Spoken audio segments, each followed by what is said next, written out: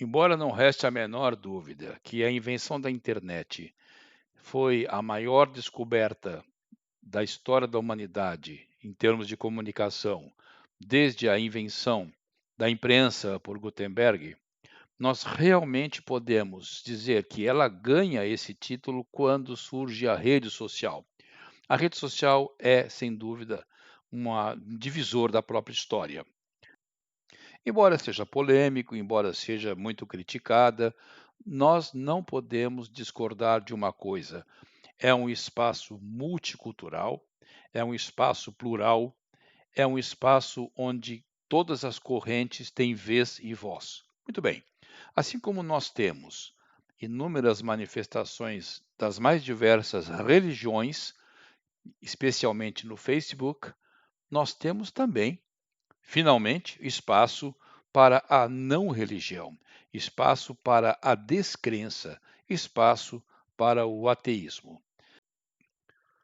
Nós vamos inaugurar aqui um tipo de vídeo que nós faremos de tempos em tempos, repercutindo ou reagindo às postagens sobre religião que nós vemos nas redes sociais, especialmente o Facebook, talvez seja a rede mais importante.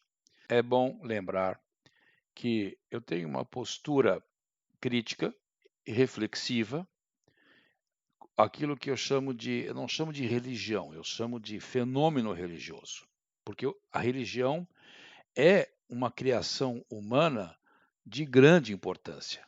Nós não podemos confundir religião com espiritualidade. Eu entendo a espiritualidade como algo que não está imediatamente sensível à razão, como se fosse, por exemplo, aquilo que se chama de admiração, né? Quando você se conecta e vê que você é parte da natureza, quando você se conecta com um todo que você enxerga como maior do que você, porque é de fato maior que você, basta olhar o cosmos. Quanto à questão de um criador ou de seres espirituais ou mesmo de um mundo espiritual, eu vejo isso como crença. E qual é o problema da crença? Bom, a crença tem vários problemas. Primeiro, porque ela é uma ilusão. Segundo, e aí que vem o pior, é a utilização como instrumento de poder e instrumento de manipulação. Quanto ao fato de ser uma ilusão, ela traz problemas, porque o mesmo mecanismo que leva a uma crença totalmente desprovida de crítica, totalmente alheia e longínqua à razão, ao escrutínio da razão, você está a pessoa que assim pensa, ela já tem um esquema mental onde ela passa a acreditar em outras coisas, como, por exemplo, as crendices populares, as curas milagrosas.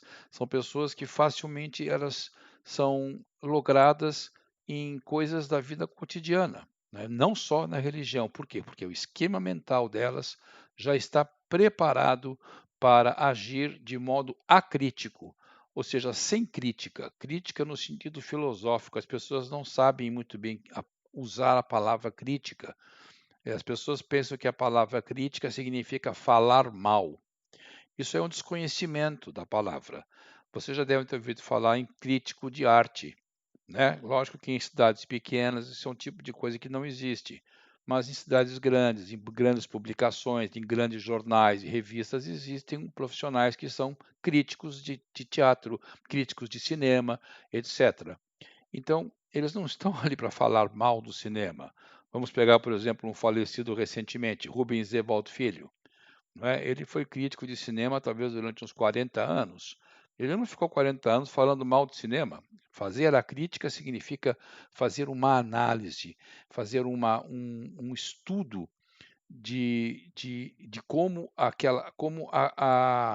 o objeto de estudo, como ele é, como ele se apresenta, quais são as qualidades, quais são os pontos fracos, quais são os pontos positivos e assim por diante, né? Criticar uma pessoa, na verdade, não é falar mal da pessoa. Eu posso criticar uma pessoa e ficar uma hora falando só bem dessa pessoa. É a minha crítica, certo? E alguém poderá dizer e perguntar: qual é o problema da pessoa seguir aquela religião? Qual é o problema de crer? Qual é o problema de viver uma ilusão? Muito bem. Ou, perguntando de outra forma, de que serve a sua crítica, a minha crítica, ou a crítica de qualquer outra pessoa, para quem crê, para quem está ligado na religião A, B ou C? Na verdade, não serve para nada.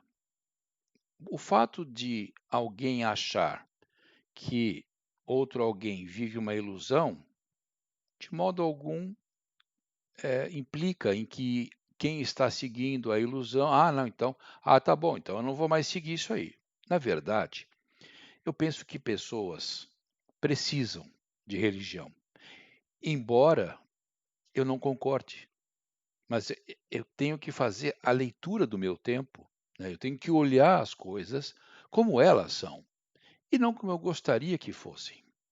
Então, por que que nós temos que discutir religião? Porque pela primeira vez na história, as pessoas que têm outra concepção, né, que têm outras crenças que não são teístas, né, ou seja, aí vem a outra questão: pode existir religião sem Deus ou sem um Deus? Sim, pode. Várias religiões orientais, elas não têm a figura de um pai ou de um Deus criador, certo? O budismo é uma delas.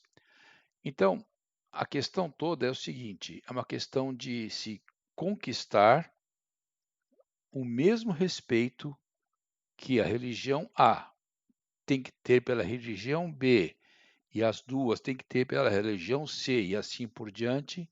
Esse mesmo tipo de respeito, ele tem que ser exigido, tem que ser uma obrigação, e é uma obrigação constitucional, que esse respeito seja estendido aos descrentes, aos agnósticos, aos ateus.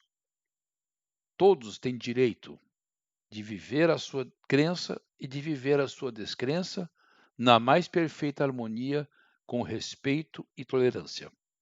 Em tempos em que, a exemplo de uma república islâmica, o Brasil parece querer pender para uma república pentecostal, há motivos para muita preocupação.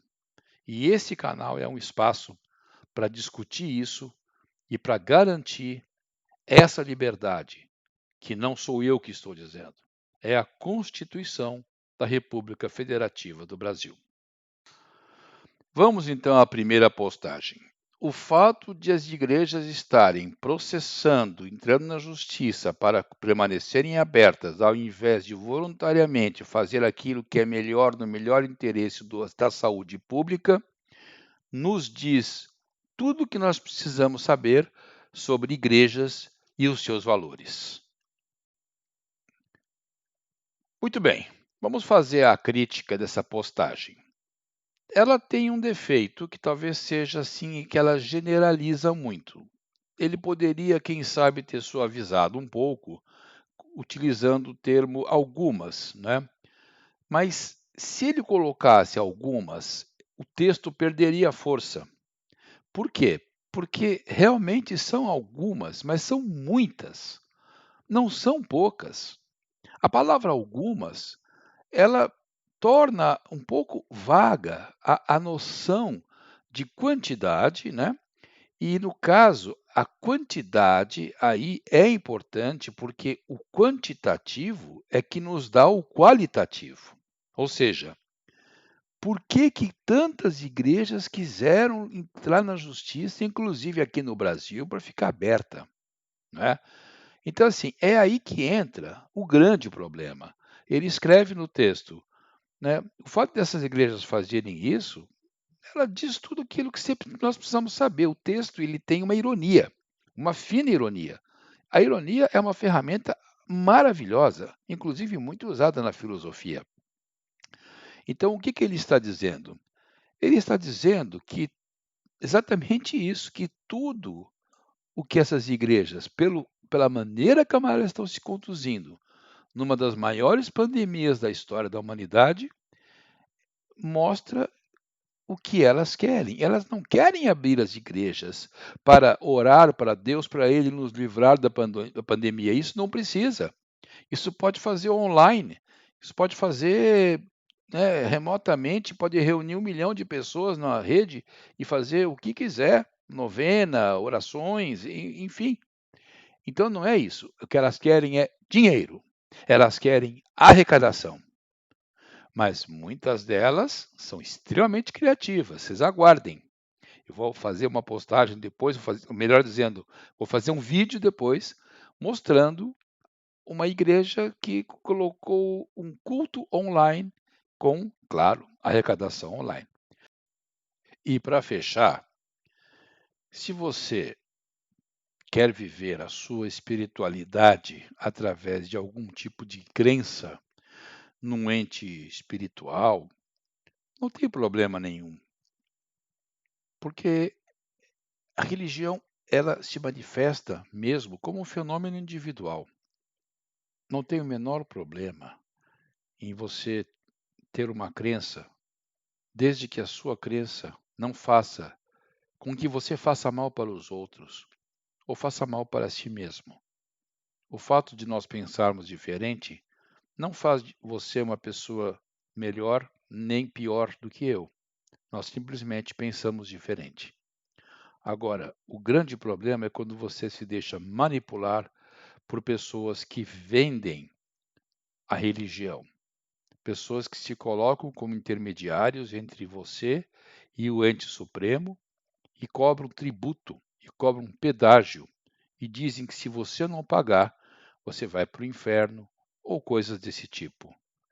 Quando o seu reverendo, pastor, ministro, o que quer que seja, pai de santo, o que for, começar a falar em dinheiro, olho vivo e faro fino. Um abraço.